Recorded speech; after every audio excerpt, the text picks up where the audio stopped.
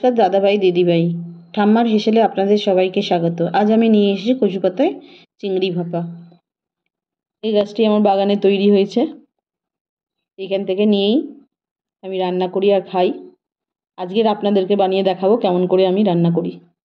আর এই রান্নাটি যদি আপনাদের ভালো লেগে থাকে তাহলে আপনারা লাইক, শেয়ার, কমেন্ট আর সাবস্ক্রাইব করে দেবেন। পুরনো বন্ধু যারা আছেন সাবস্ক্রাইব করেছেন তাদের থ্যাংক ইউ। নতুন বন্ধুদের কাছে আমার অনুরোধ রইল একটা সাবস্ক্রাইব করার জন্য। জার নিয়ে নিয়েছি, এর মধ্যে প্রথমে দেবো তিল, সাদা সর্ষে, পোস্ত, পরিমাণ মতো নুন।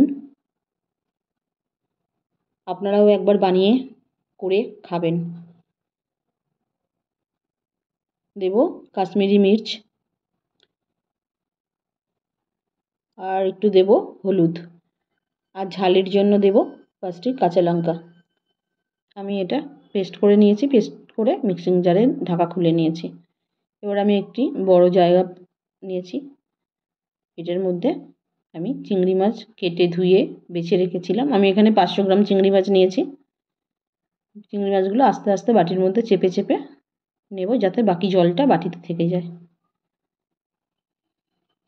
মিক্সিং জারে যে মশলাটা করেছি সেইটা এর মধ্যে ঢেলে দেব। মশলাটা ঢেলে নিয়ে চিংড়ি মাছ আর মশলা ভালো করে মেখে নেব, যেন চিংড়ি মাছের মধ্যে এই মশলা পুরোপুরি লেগে যায়।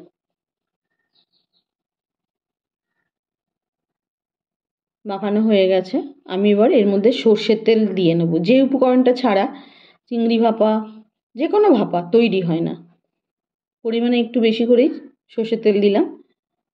এবার সর্ষের তেলটা আবার এই চিংড়ি মাছ মশলার মধ্যে খুব ভালো করে মাখিয়ে নেব। সব চিংড়ি মাছের গায়ে যেন মশলা তেল লেগে যায়। বাটিটা সরিয়ে নেব, নিয়ে এবার আমি কচু পাতাগুলো টুকরো করে নিয়েছি, নিয়ে কচু পাতাগুলো সাজিয়ে নিলাম। এবার আমি একদম পুরো নর্মাল জলে ধুয়ে কচু পাতাগুলো সাজিয়ে নিয়েছি।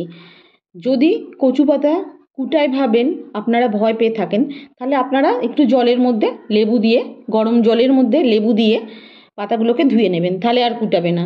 যেহেতু এটা পদ্মমান সেহেতু কুটায় না। আমি এবার পাতাগুলোর মধ্যে চিংড়ি মশলা সব তুলে নেব, নিয়ে আস্তে আস্তে পাতাগুলোকে আমি মুড়িয়ে নেব। আমি এই পাতাগুলো বাঁধিনি, আপনারা যদি মুড়াতে অসুবিধা হয় বেঁধে নিতে পারেন। আমার এটা বারে বারে করে আমি খাই তো আমার অভ্যাস হয়ে গেছে, তাই আমি বাঁধিনি। আস্তে আস্তে সব কটা পাতা আমি এইভাবে মুড়ে নেব। আপনারাও একবার বানিয়ে দেখবেন, খুব ভালো লাগে খেতে। ভাপাগুলো কড়াইয়ের মধ্যে সাজিয়ে বসিয়ে দিলাম, ঢাকনা দিয়ে দিলাম। আমি 5 মিনিট পরে ফিরে আসলাম, এসে আমি এগুলোকে আস্তে আস্তে উল্টিয়ে দেবো। যেহেতু কচু পাতা সেহেতু খুব নরম হয়, তার মধ্যে চিংড়ি মাছ থেকেও জল বেরায়, এই জন্য একটু ধরে ধরে এটাকে আপনাকে উল্টিয়ে দিতে হবে। আস্তে আস্তে উল্টিয়ে দিলে কোনো অসুবিধা হবে না, কচু পাতাটাও সেদ্ধ হয়ে যাবে ভালোভাবে, তার সঙ্গে চিংড়ি মাছটাও আস্তে আস্তে সেদ্ধ হয়ে যাবে। দিয়ে আমি আবার এটাকে চাপা দিয়ে দেব, আবার 2 মিনিটের জন্য চাপা দিয়ে দিলাম। চাপা খুলে ভাপা হয়ে গেছে, আমি এবার তুলে নিলাম।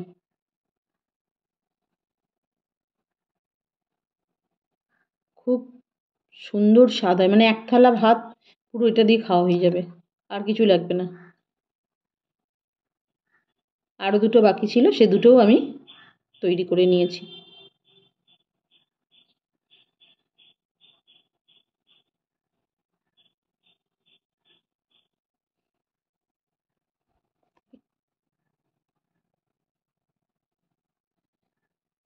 আমি একটা তুলে নিলাম, তুলে নিয়ে কেটে দেখাবো। চিংড়ি মাছ পাতা সব কিছু খুব ভালোভাবে সেদ্ধ হয়ে গেছে, খুব সুন্দর গন্ধ বেরাচ্ছে এর একটা।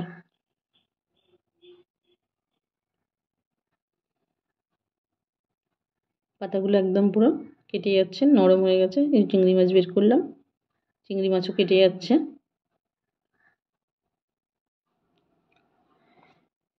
আমি এটা এবার টেস্ট করে আপনাকে বলবো কেমন স্বাদ হয়েছে। দারুণ স্বাদ হয়েছে।